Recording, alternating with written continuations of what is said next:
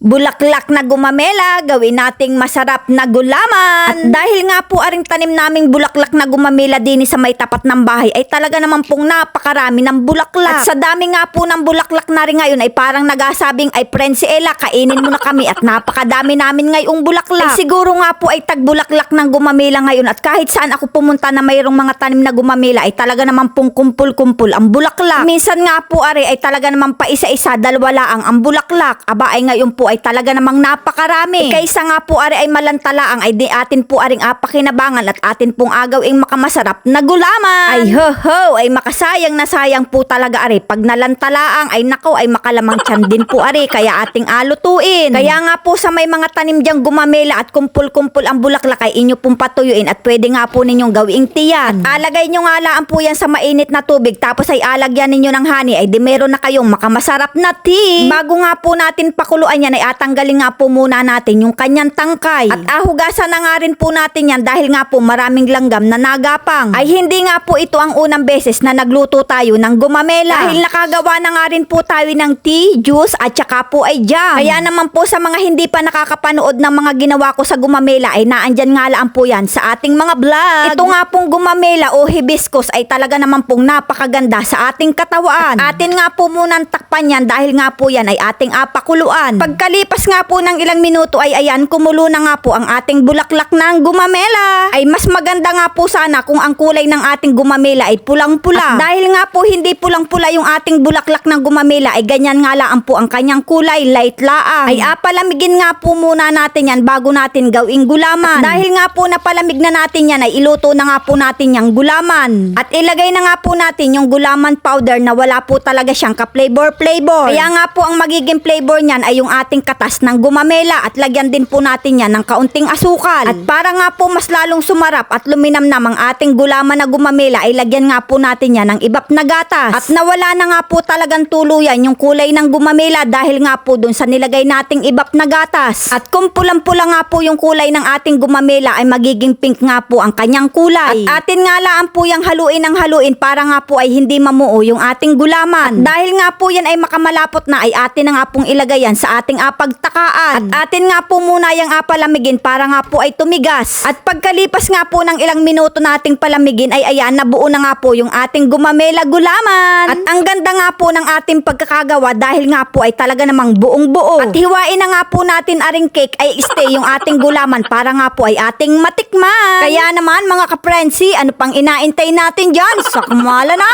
At panigurado nga po ay magugustuhan ng inyong mga anak. Kaya naman mga ka-frenzy, kung naibigan nyo nga po aring video, pa-like and share na lang po. Maraming salamat!